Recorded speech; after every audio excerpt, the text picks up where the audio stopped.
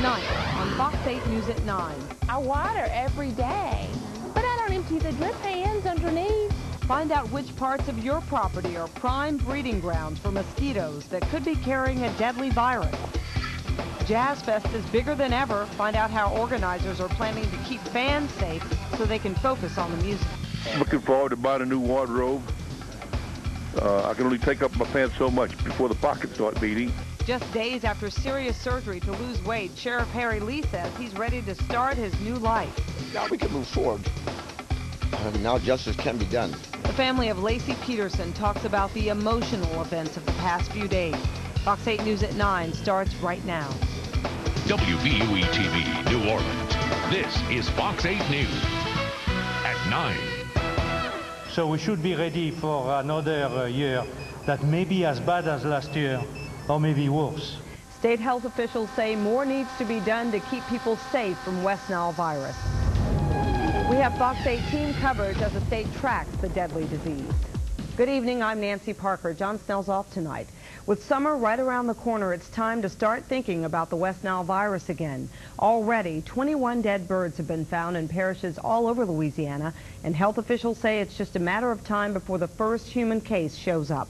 Nichelle Turner begins our team coverage with that story. Nancy, officials in Jefferson Parish say they've been spraying since February and have stepped it up since an infected bird was detected last week in central Metairie. But officials say they can't fight this battle alone. It's an almost picture-perfect edge of summer day. So perfect, it's hard to believe there's a potentially deadly disease floating in the air. Probably in Louisiana, somewhere around 40 to 60,000 people were infected without showing signs and symptoms. Louisiana is gearing up for the return of the West Nile virus. We should be ready for another year that may be as bad as last year, or maybe worse. Last year, more than 300 cases of the virus showed up in Louisiana. 24 people died and citizens were scared. This year, officials are encouraging everyone to be proactive. What we really need is the help of the citizens. You can't go door to every household in Jefferson and inspect the premises, but it's very simple, very easy for the homeowner to do so. I mean, we keep the bug spray, we keep the sunscreen, we keep the wasp spray. I never thought about, having to do like a water patrol. Some people would say Cindy Alexander's backyard is a mosquito's dream. We leave buckets of water, where they've made mud pies or whatever. This, in 2 days, he said, could grow mosquito larvae. She says she tries to keep standing water out of the yard, but until a mosquito control agent came out and inspected, she really had no idea what to do. Just this little bitty amount of water right here. Cindy says she had no idea that so little water could cause mosquitoes to breed. She always thought it only applied to large amounts, and she never thought her plants could be harmful too. I water every day, but I don't empty the drip pans underneath. And when it rains, you don't think about that. Yeah, and Cindy says inspectors told her within 2 days she could have mosquitoes everywhere. But they say it'll only take about 2 minutes to rid her yard of the hazards. And that could mean an entire West Nile virus season safe. Now, how long is that? Jefferson Parish officials have also set aside more money for the increased abatement efforts. Parish President Tim Coulon says he's earmarking more than $200,000 more to the cause. Nancy, back to you. All right, Nichelle, if you happen to see a dead bird in Jefferson Parish, you should call the parish's health unit. On the East Bank, that number, 838-5140. On the West Bank, it's 349-8802. Grab a pencil. We'll repeat these numbers later in the broadcast. Also later on Fox 8 News, health officials say this year they're seeing 10 times the amount of dead birds infected with the virus. I think the work is very important because ultimately we're doing this for the public health aspect for humans. Rob Masson will continue our team coverage with what LSU scientists are doing to track the virus and try to figure out why it's spreading so fast. That's later at 9. Former Jefferson Parish Judge Ronald Bodenheimer is now facing a civil lawsuit. Earlier this month, Bodenheimer pleaded guilty to conspiring to plant drugs on a person who was complaining about the judge's Venetian Isles marina. Bodenheimer worked with Curly Tuning to plant drugs on Eric Michael Bowe. Bowe lived near Bodenheimer's marina. Bo complained to several government agencies about Bodenheimer's efforts to turn his marina into a commercial seafood operation. That's when the FBI picked up on wiretaps that Bodenheimer was plotting to plant drugs on Bo. Bo was working with the FBI when Tuning put drugs in his truck. Bo's lawsuit quotes several phone conversations the FBI picked up. In one conversation, Bodenheimer is speaking to a friend about Bo. The friend says, quote, "I say somebody ought to kick the blank out of him." Bodenheimer responds, "Yeah, I want him hurt, worse than that." Bo is suing for psychological and psychiatric trauma. We spoke to Bo earlier tonight, and he said he's exercising his constitutional rights, but didn't have any comment beyond that because of the ongoing investigation. Police want you to be on alert. They say a man sexually assaulted a New Orleans East woman. Cops say the man approached the woman just as she returned home in the 7800 block of South Coronet Court. Police say the guy used a gun to force the woman inside her home. Police say at first he demanded money. When the woman said she didn't have any, he sexually assaulted her and left. If you have any information to help police solve this case, call Crime Stoppers at 822-1111. Sheriff Harry Lee says he's in no pain and looking forward to buying some new clothes. But 4 days after gastric bypass surgery, he's experiencing a whole new way to eat. I had my first meal today at 11:05 your time, and it was 1 ounce of water. That's the only thing I had since Wednesday night. The sheriff is still in a Pittsburgh hospital after undergoing surgery on Thursday. He says he'll be on a liquid diet for 2 or 3 weeks, then tackle soft food. Lee says he wants to be an example to anyone considering the surgery. I'm looking forward to buying a new wardrobe. I can only take up my pants so much before the pockets start beating. So I'm just with the program, chapter and verse. Everything they tell me I should do, I'm going to do. The sheriff says he may be released from the hospital tomorrow, but will have to stay in Pittsburgh under the doctor's watch until the weekend. In just the first month, Sheriff Lee should lose between 25 and 35 pounds, and after 6 months, between 75 and 85 pounds. On average, a patient loses about 70 to 75% of their excess weight as a result of the surgery. For our first check of your forecast, here's meteorologist Jeff Baskin. Well, Nancy, it kind of started off rather cloudy today, but we did have a real pleasant evening as the sunshine broke on out. We'll show you that on the satellite view. You can see the clouds that we had around earlier today, but they're pretty much gone. We have a few high, thin clouds moving on in from Texas. We may see a few of those later on tonight, possibly early tomorrow morning, but I think in general tomorrow is going to be a pretty nice day. Now, all the showers that were close to us earlier have moved well away from us. This is not real stuff on the radar view. These are some real showers, but you can see that they're pretty much gone tonight, so we're not looking at any rain moving towards us. What is coming towards us is some more comfortable air. Temperatures in the mid-60s to our north. This somewhat cooler and drier air is moving on in. And I'll have a little bit more about that in full weather in just a few minutes, Nancy. We'll check in with you later, Jeff. Thank you. Scott Peterson says he's not guilty of killing his pregnant wife, Lacey, and their unborn son. Prosecutors say he acted intentionally, deliberately, and with premeditation. Tonight, Lacey's parents said their daughter didn't deserve a watery grave. Eric Horn has a story. At that very emotional news conference, the Rocha family, the relatives of Lacey Peterson, imploring the media to respect their privacy, saying that they had, quote, a long and difficult road ahead. In the meantime, Scott Peterson beginning his own journey of sorts in the legal arena, making his initial court appearance here in Modesto. Appearing in shackles and wearing an orange jumpsuit, Scott Peterson went before a judge and pleaded not guilty to 2 counts of murder. During his arraignment, Peterson, a 30-year-old fertilizer salesman, was appointed an attorney after telling the court he couldn't afford one. Peterson is accused of killing his wife and their unborn son in the couple's Modesto home, charges that make him eligible for the death penalty, though the prosecution hasn't said whether it plans to seek that punishment. They have to do that. They have to look at the cause of death and how she was actually killed and how the baby was actually killed. At an emotional news conference, the family of Lacey Peterson made their first public comments since her remains were identified, offering no words about Scott Peterson's arrest, but thanking well-wishers for their support. Now we can move forward. Now justice can be done. Lacey and her unborn child did not deserve to die. They certainly did not deserve to be dumped in the bay and sent to a watery grave as though their lives were meaningless. Since his arrest Friday, Peterson has been held without bail, housed in a 6x9 maximum security cell at the county jail in Modesto, segregated because of threats made by other inmates. His parents have blasted Modesto police, accusing the department of bungling the investigation and ignoring evidence favorable to their son. This is a difficult time not only for Lacey Peterson's family, but Scott Peterson's family. As you can imagine, having your son facing capital murder charges is quite a shock. Next time we see Scott Peterson will likely be May 6th in court. That's when a hearing has been scheduled to take up the issue of bail.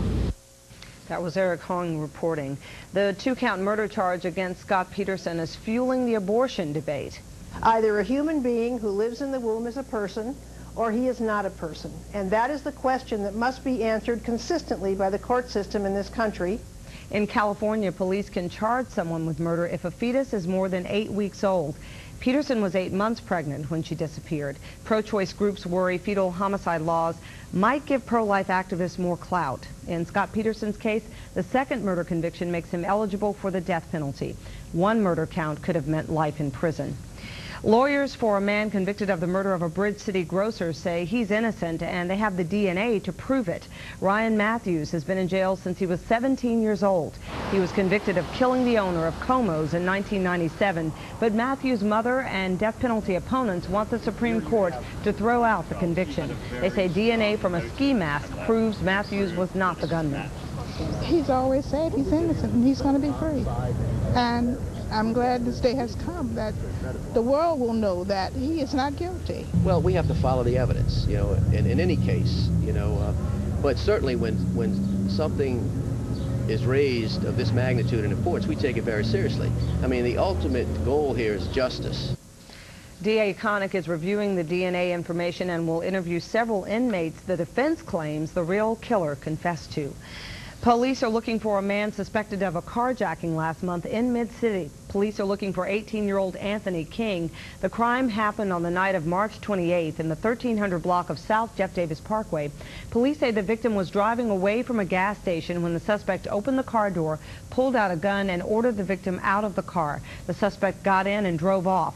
Police recovered the car later that night.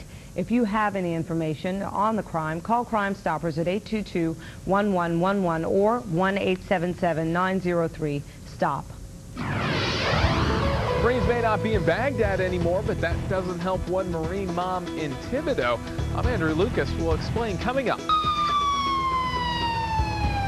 Hear what started this huge fire at a plant in south central Louisiana. And there's already a named storm in the Atlantic. Does this mean we'll have an unusually active hurricane season? Find out later on Fox 8 News at 9. John Snell, Nancy Parker, Joe Trahan with sports, and Chief Meteorologist Bob Brett. You're watching Fox 8 News, your weather authority. An Iraqi opposition leader says he believes Saddam Hussein is alive. The National Congress chief told the BBC that his group is getting information on Saddam's whereabouts 12 to 24 hours after the fact. In other war-related news, coalition forces capture another Iraqi leader, and the search for weapons of mass destruction continues. Fox's Jennifer Davis is in Washington with the latest details on the war in Iraq. Fox News has learned that General Tommy Franks will issue a victory proclamation in Iraq this week. It's not the same as the president declaring victory. That's still to come. But this announcement marks the official start of the coalition occupation of Iraq. The Iraqi House of Cards is crumbling. Today, troops tracked down and captured their first face card, the Queen of Spades. He's known as Mohammed Hamza al-Zubaydi, once one of the feared ruling Ba'ath Party's most senior members. Meanwhile, reconstruction is underway in Iraq. Retired General Jay Garner arrived in Baghdad for his first day on the job. The man in charge of getting Iraq back on its feet says his top priority is to restore basic services such as water and electricity. But officials stress U.S. forces will not stay in Iraq longer than necessary. New ruler of Iraq is going to be an Iraqi. I don't rule anything. I'm the coalition facilitator to establish a different environment where these people can pull things together themselves. The main goal remains getting rid of weapons of mass destruction. Defense Secretary Donald Rumsfeld says the U.S. has inspection teams inside Iraq looking.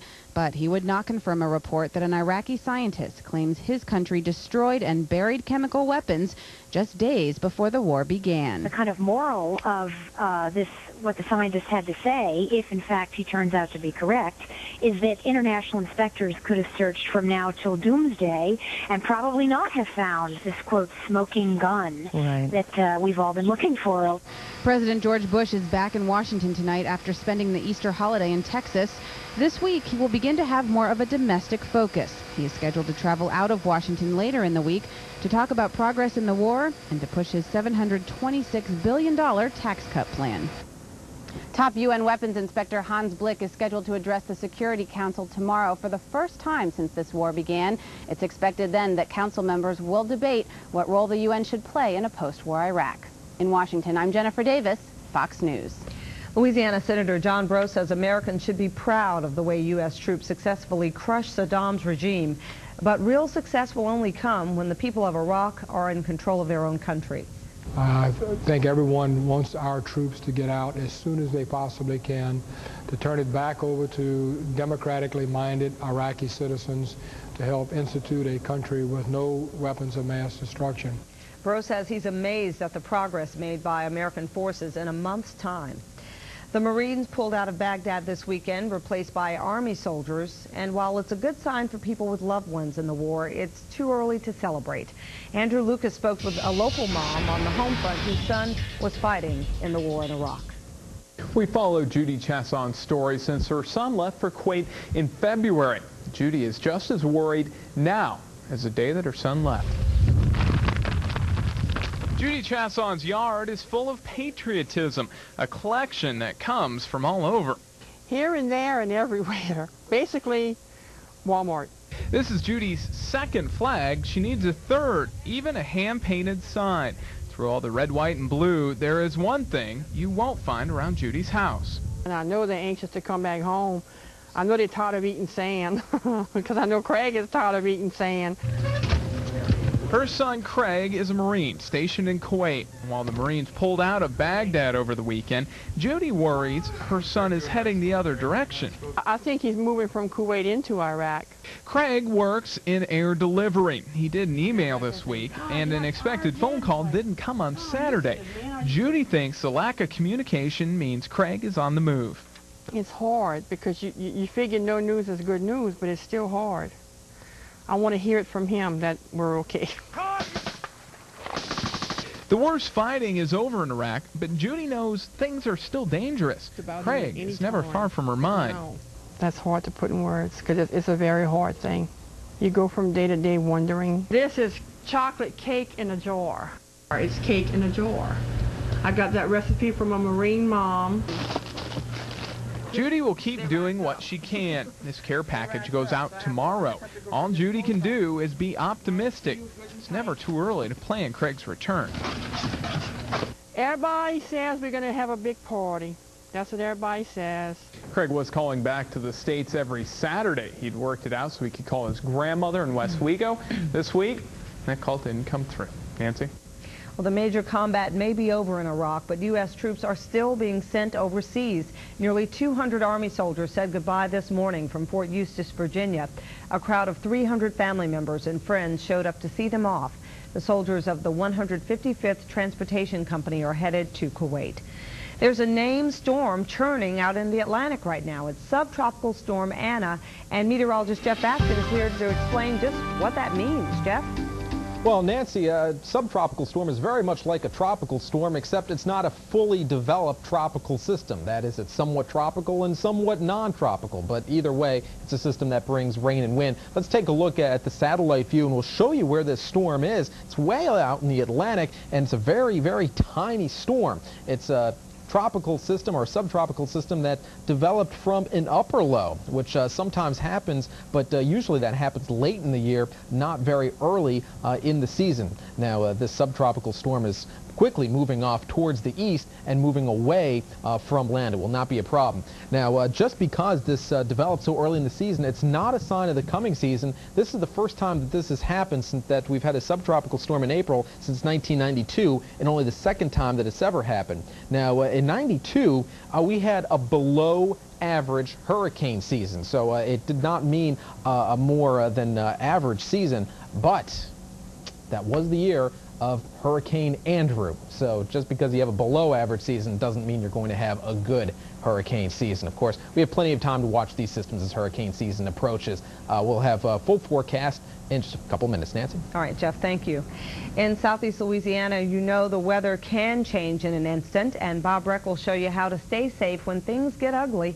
Join us for a spring weather safety special this Friday night at 9:30. More on our team coverage of the West Nile virus. Coming up, we'll give you an inside look at the LSU lab where researchers are studying the virus. When you show up at these gates here at the fairgrounds, be prepared for a search before you can start enjoying the Jazz Fest. I'm Sabrina Wilson. I'll have more on that coming up.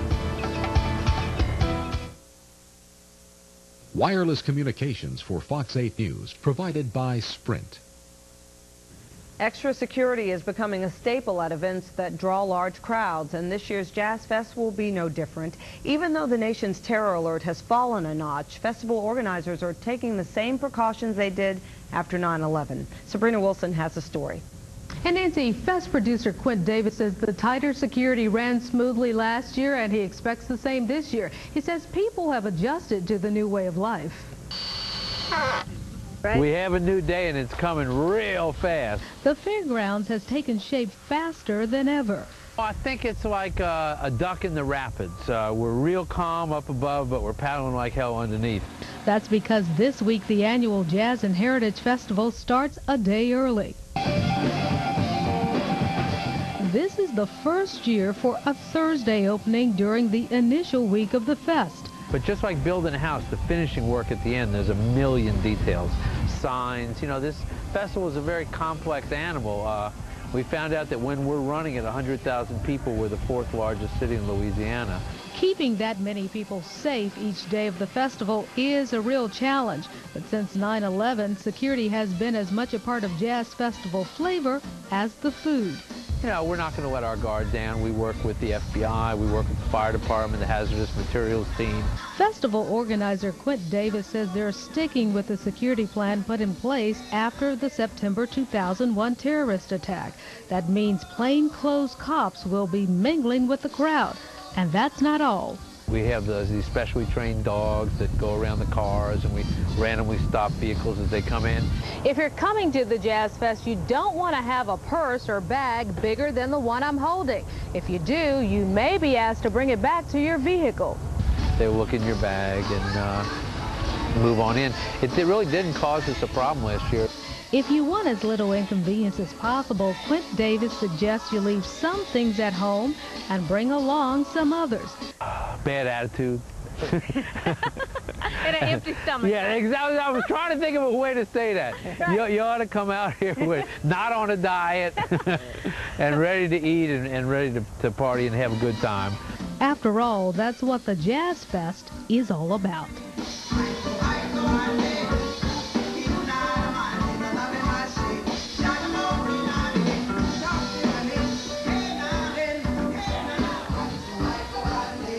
Now here's a list of the banned items for the fest. No large bags or coolers, no pets, personal tents or glass containers, and of course no weapons or illegal drugs. Follow the rules and you shouldn't have any problems.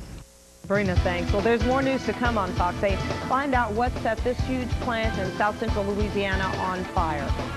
LSU researchers say the number of birds they're looking at for possible West Nile virus has dramatically increased. I'm Rob Masson. That story coming up on Fox 8 News. Your odds of winning the lottery are slim, but if you have a ticket for yesterday's drawing, you never had a chance. The Louisiana Lottery Corporation didn't schedule a drawing for Easter Sunday, but 5,000 tickets were sold before the error was caught. If you bought tickets for yesterday's Pick 3 or Pick 4 games, you can ask for a refund. Now, your most accurate weather forecast. Fox 8 News, your weather authority, with meteorologist Jeff Baskin.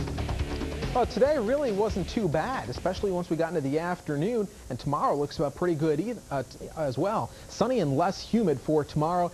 Humidity and showers will return late Wednesday and into Thursday, so the nice weather won't last all that long. Now, we saw one big system move into the Great Lakes, and that is helping a front move on through. That front spread some clouds over us this morning, but those clouds have since moved away. We have another system in the west. That system is going to start moving towards the east, and that's going to be the reason why our nice weather is going to be short-lived, because it's going to pick up some Gulf moisture. Now, on the radar, you can see that we're pretty much dry across the area. The showers that were close by earlier have moved well off towards the east, and we're not looking at anything over Texas, just a couple of false returns. No real rain out that way. Now, temperatures still mild, and we're not looking at any real cold air behind this front, but the air up here is very pleasant. The reason for that is it's dry. It's very low humidity air, and that lower humidity air is coming in. So you go outside this evening and it really doesn't feel all that bad. Tomorrow should be a very nice day. Now, here goes the front. It just barely pushes offshore, but just enough that we get into some of the drier air and our winds go around to the northeast tomorrow. Now, what happens by Wednesday is that the dry air starts to retreat, and it looks like this front is going to start coming back as a warm front by late Wednesday and into Thursday. It's going to spread some showers, and the humidity will return. Now, today, temperatures made it into the 80s during the afternoon once the sunshine broke out. 81 degrees at Kenner, 83 at Audubon Park, 81 up in Slidell. Now, this morning, it was quite muggy. Low temperatures only made it down to around 70 degrees uptown, only 74 at Lakefront, and other areas generally in the upper 60s. Now, as we look outside tonight, temperatures still in the 70s at Kenner and 74 at Audubon. Slidell, you're already down to 68. Some of that slightly cooler air is moving on in. The humidity, 73%. That's not really all that dry, but tomorrow you really feel the dry air. Winds out of the northwest at 5 miles per hour. Now, for tonight, mostly clear. We may see a few thin high clouds move in later on tonight. Otherwise, less humid and comfortable. Low temperatures near 60 south of the lake and into the 50s on the North Shore. Tomorrow, we're looking for a very nice day. Lots of sunshine, and humidity will be low. High temperatures in the upper 70s to around 80 degrees. It's about exactly where it's supposed to be for this time of year. Now, the clouds return by late Wednesday afternoon. Temperatures still in the upper 70s, and the humidity and moisture come back for Thursday. A few showers possible. And then by Friday, we lose the showers, but look what happens to the temperatures. The temperatures start to warm up, and it will really start feeling like spring out there, like late spring, when it's supposed to feel warm. Now, if you're going to be offshore, the next 2 days look pretty good. Winds out of the northeast to east tomorrow. Sees 1 to 3 feet tomorrow and Wednesday, but then really picking up as winds increase out of the south. You can always get the latest forecast on the weather phone, 833-0000. If you're heading out to Jazz Fest later on this week, Thursday may be wet. You might need an umbrella, but by Friday, you'll need suntan lotion, and remember to drink plenty of water, as it's going to be quite warm out there. You know, it seems like as soon as Jazz Fest comes around, that's when summertime heat and humidity take hold. I don't remember a cool Jazz Fest in the last 7 or 8 years for sure. It's just amazing. It's just like one weekend too late in the spring. It's got to rain and it's got to be hot. All right, thanks so much. Well, gas prices are dropping in tonight's Fox 8 gas gauge. The discount store downtown on North Claiborne has it for $1.39. Harahan 7-Star Incorporated on Jefferson Highway, $1.39. On General de Gaulle in Algiers, the Spur discount store number 1 has gas for $1.41. If you spot low gas prices, call our hotline 483-1510 and we'll air the cheapest prices every night at 9.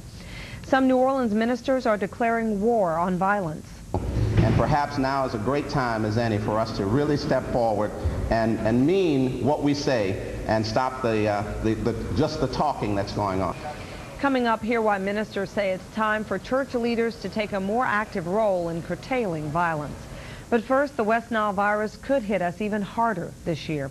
Even though no humans have been infected with West Nile, the numbers of dead birds showing up with the virus are way up. And at LSU, they're on a mission to find out why. Rob Masson continues our team coverage with that story. The vast majority of them are going to be a swamp.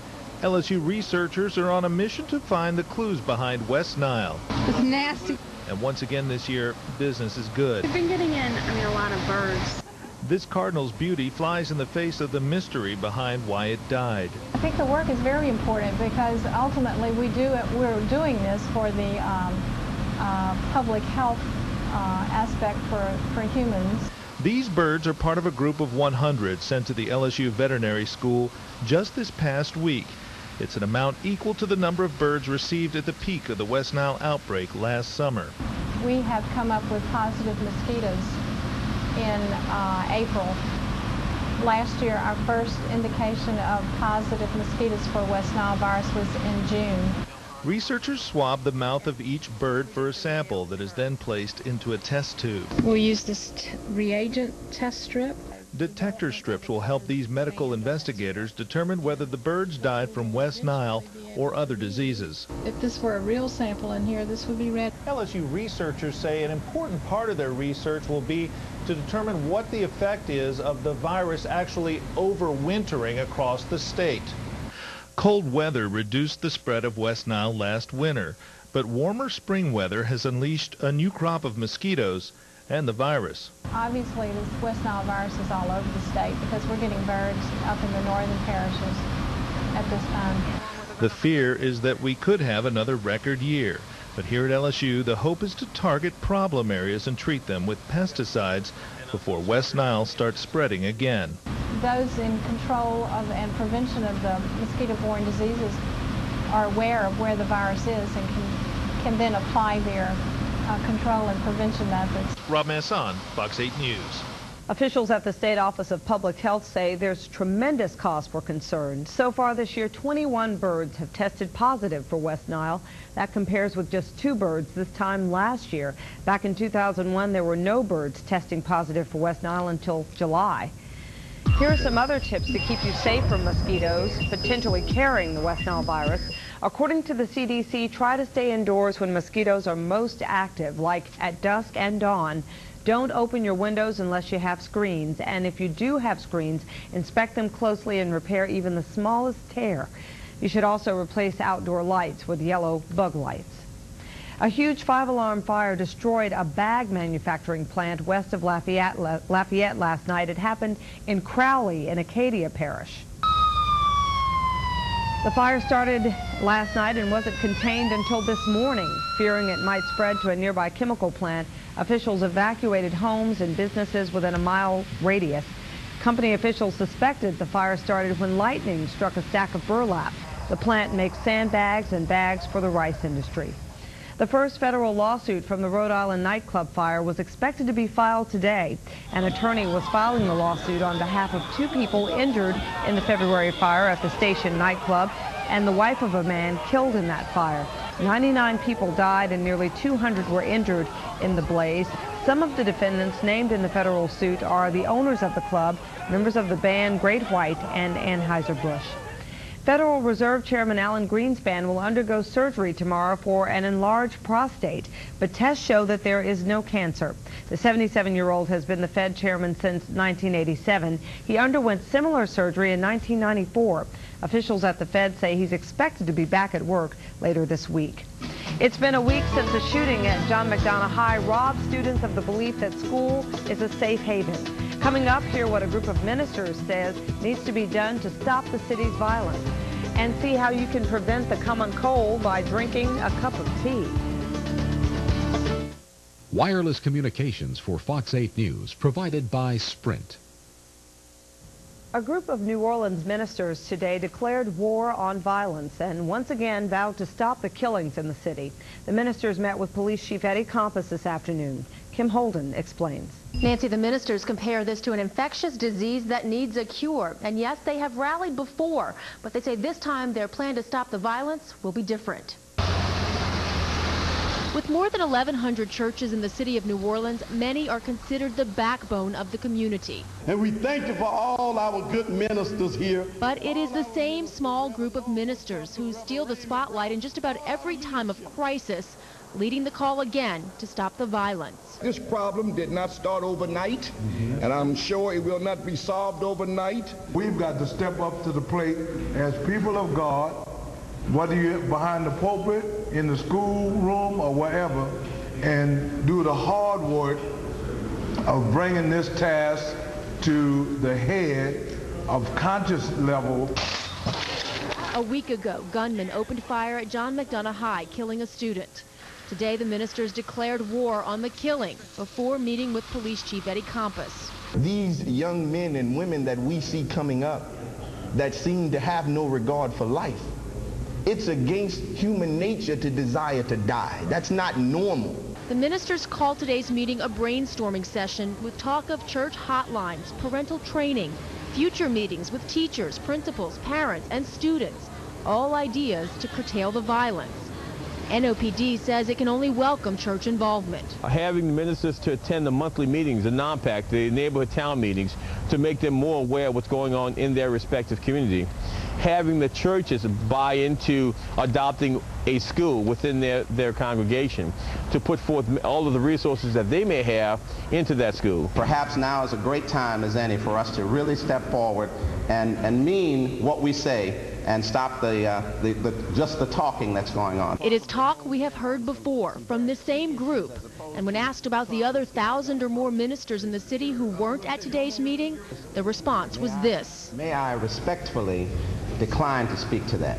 Okay. One of the things that we have a tendency to do is to, even in churches at times, we go to talking about what folks ought to do when we have the people who are willing to do present. The ministers say their group may be small, but there is power in their prayer.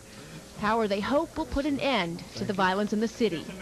The ministers could not give specifics on their plan to curtail violence today, but they say they hope to hold mass meetings with teachers, principals, parents, and students over the next 3 months. Not to mention other religious leaders they hope will get on board. Nancy? Well, the ministers and Chief Campos also talked about witness protection today. Back in August, the NOPD and District Attorney's Office announced churches would help protect witnesses who testify in court. Today, both sides admit the program is not going on as planned because many churches don't even know about it. Well, there's more news to come on Fox 8. Hear why the SARS epidemic in Asia has cost some public officials their jobs, and American Airlines tries to find another lifeline to avoid bankruptcy. It's sports. All kinds of sports. The players, the pain, the glory, the games. It's the best local sports show in town. Join Daryl Green for Fox 8 Sports Sunday. Sunday night at 9:30 on Fox 8. Brought to you by Crown Royal.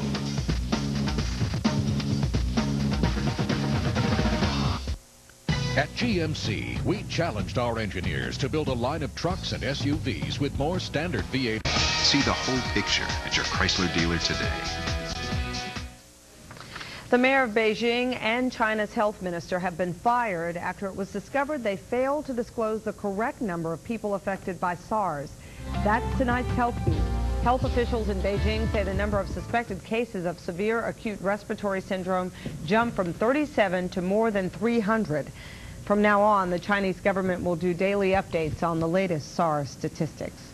We need updates on Baron Davis and how he's doing. He was so obviously hurt last night. Yeah, he tried to gut through it, but it's really tough. That knee has been giving him problems for quite some time. More problems now. You couldn't blame Hornets coach Paul Silas if he didn't sleep much last night. Not only does he have to try and find a way to slow down hot shooting Allen Iverson, but Baron Davis may now have to miss more time because of injury. Davis suffering a bone bruise on his left knee in last night's loss to the 76ers. Now, the Hornets say they'll have to evaluate Davis on a day-to-day basis. He tweaked the knee late in the third quarter after making a steal and driving to the bucket for a lay-in. It's the same knee doctors surgically repaired late in January. So can Baron still play at less than 100% without hurting the team? It's a tough decision he'll have to make before Game 2 Wednesday night.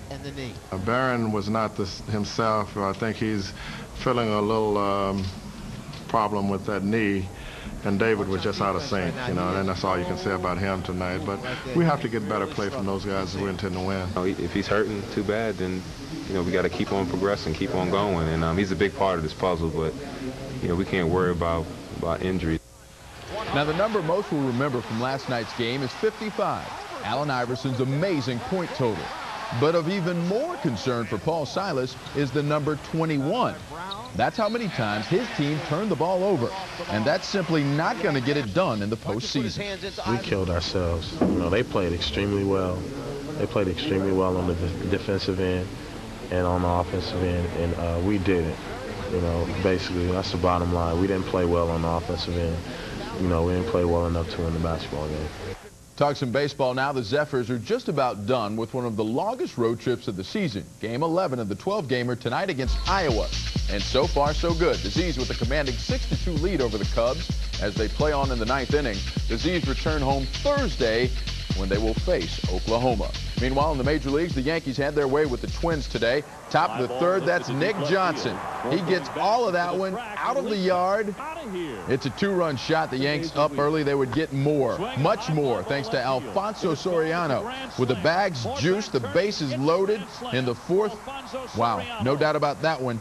Yanks get a pair of touchdowns plus the 2-point conversion. The easy win today, 15-1. Well, coming up, the Saints make plans for draft day. And don't be surprised if the front office is feeling a little defensive as D-Day approaches. Nobody delivers faster results than French Riviera Spa. After 7 days of coming, I'd lost 2 to 3 inches everywhere. 70% off your enrollment fee or an instant rebate of $100. I guarantee it. The NFL draft is set for this weekend. Now, the Saints won't officially go on the clock until sometime Saturday afternoon. But the pressure has been on since the final gun sounded last season. It's no secret the Saints are hoping to improve defensively in the draft. They were 27th in overall defensive rankings in the league last year. They've already bolstered themselves on that side of the ball, picking up former Chargers linebacker Orlando Ruff early on in the free agency game. Then last week they took Bucky Jones off the market, signing him away from the Patriots. And while most teams tend to calm their free agency carousing in the days leading up to the draft, Saints GM Mickey Loomis says he's always looking for a steal on the open market. You know, I wouldn't rule out anything. Again, our goal is if there's a move there that can make our team better, that can improve our team, we're going to do it. The Green Wave is depending on a youth movement to carry them at the Conference USA Men's Golf Tournament. Sophomore Bill Roach firing a 71 today, lifting Tulane into a tie for 8th place after day 1 on the course. Meanwhile, one of the hardest working golfers on tour says he's in for the HP Classic.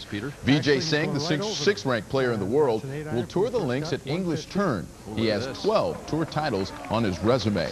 Masters runner-up Lynn Matisse has committed as well. The first round tees up May 1st. We saw firsthand at the Crescent City Classic just how gifted the Kenyan runners are. Team Kenya showing off again their dominance today at the Boston Marathon.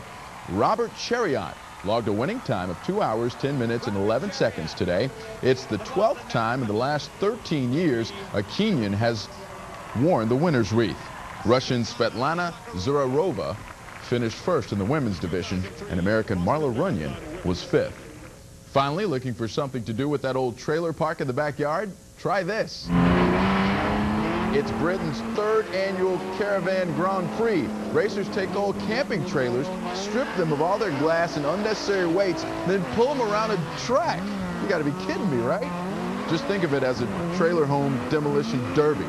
The winner, the last one pulling some semblance of a trailer, or at least a chassis or something. And as you can see, makes for a lot of crazy racing and a lot of fun. Plenty of folks showed up to be there. Some of those are so ugly they need to be destroyed. You're right. Some people just got to find a way to do something, I guess. Yeah. Well, coming up, find out what American Airlines is doing now to avoid bankruptcy.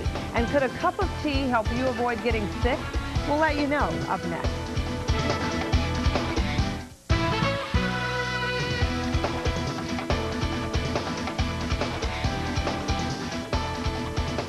Here's a look now at some other stories making news tonight. American Airlines is looking for a lifeline from union members.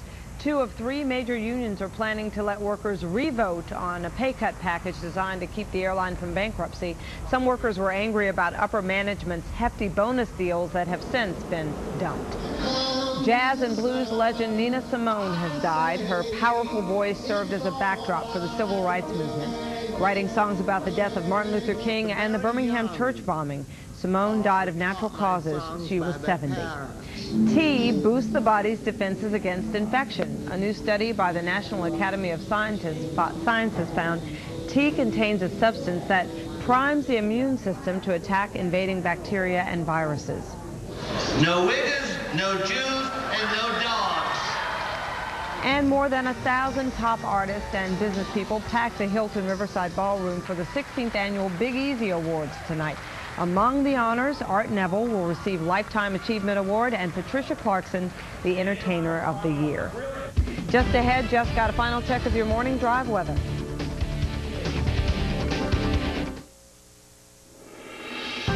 Jeff with a final check of the forecast. Well, it's actually very comfortable out right now. Temperatures falling into the 70s, and notice some 60s to our north, even low 60s. That's some cooler and drier air moving in for tomorrow. It's going to feel real nice out there. You wake up to temperatures in the low 60s, plenty of sunshine, temperatures well up into the 70s, but with the low humidity, that'll just make it feel real nice. Of course, that humidity is going to start to come back late Wednesday, and then by the end of the week, it'll be back full force. Yeah, enjoy it while it lasts. Yes, you have to. All right, well, the Jazz Fest is celebrating the life of Ernie Cato.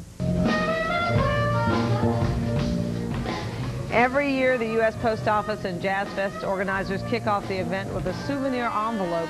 This year, Ernie Cato is the honoree. Only 3,000 envelopes have been printed. You can pick one up from the New Orleans Post Office for $12. That's the news for now. Thanks for watching. We'll see you tomorrow.